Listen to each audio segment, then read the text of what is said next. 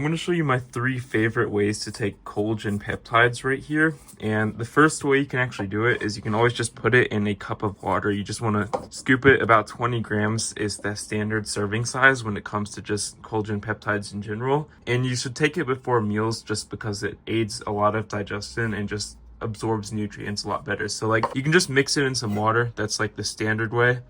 You can put it in a cup or a bowl. It doesn't really matter that much. Or put in some oatmeal.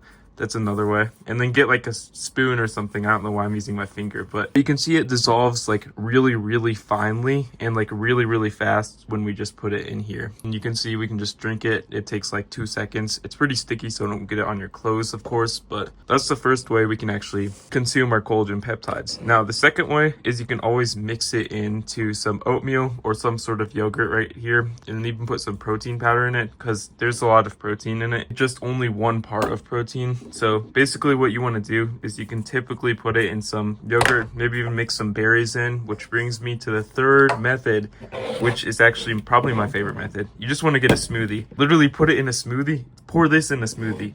Like, it's actually so freaking good. It like goes into anything. I honestly like the taste of it just plain. That's why I just put it in water. And if you try to dry scoop it, don't, because it's going to be like sticking to the top of your mouth like gum and never come off. But put it in a smoothie or water are typically the best methods. And those are the 3 ways that you can actually have collagen peptides. Hope we found this helpful, and let me know in the comments if you have any other ways.